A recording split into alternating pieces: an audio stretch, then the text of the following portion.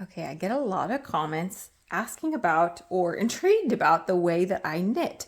And what I knit Continental, meaning that I use my left hand as my more working hand. And I think what really gets people is the way that I hold my working yarn. So when I am knitting Continental, and I should say I only taught myself to knit Continental a few years ago, and I've been knitting much, much longer. So if you want to learn to Continental knit, you absolutely can, regardless of how long you've been a thrower, as you're otherwise called, right? As we otherwise call ourselves. So what's different about the way I hold my yarn is that I hold it just between my forefinger and my middle finger. And what that does, it allows me, I don't have to create any other tension with any other fingers. It's just here. So when I set up, I just am putting my yarn so it's kind of draped over my forefinger, and then it goes in between. There's a little pinch. So there's no other tensioning that is happening. And really most of the tension is happening on the needle versus me having to tighten the yarn, which makes for a more consistent tension and gauge. Also, this is a faster way, which is why I originally taught myself to do it. So let's get started. I'm going to get the first stitch on because it's always a little bit, it just doesn't show up as well.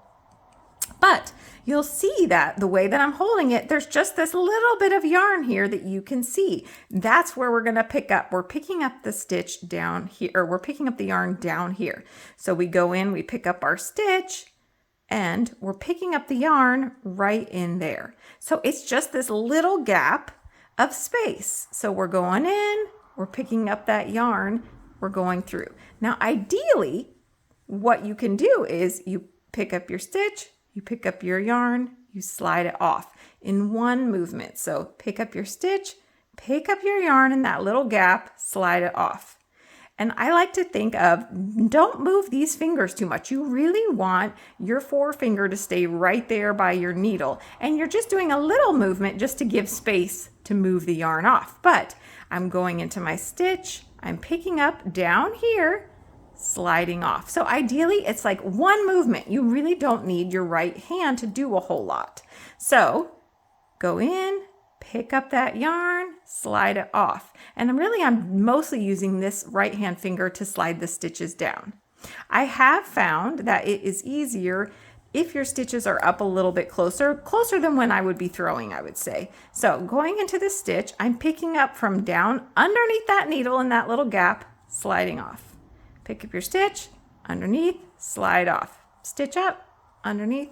And I love to give myself little things to recite. So come up with something that reminds you. So you're going to have your yarn just resting. There's a little pinch there, but you see that when I pick up, the yarn just kind of slides naturally up between those fingers because you're doing that little movement. So the yarn's sliding on its own. I'm not having to do much tension. The tension happens on the needle. So I'll do a few more and then you can have at it. In, slide, whatever. I go in, slide. Ooh, if I can do it for you. It's always different when I'm trying to record. In, into that little gap, slide. Into my stitch, into the little gap, slide.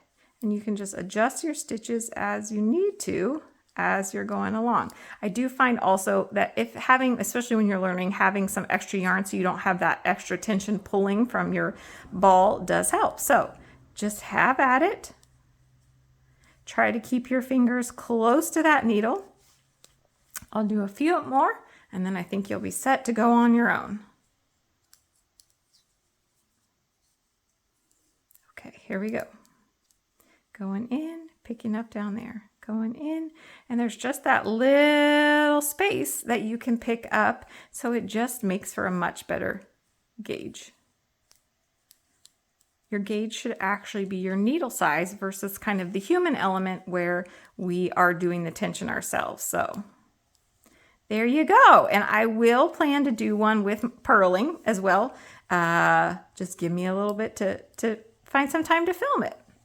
Okay, I hope that helps and gives you a little encouragement that you can definitely do this regardless of how long you have been a thrower.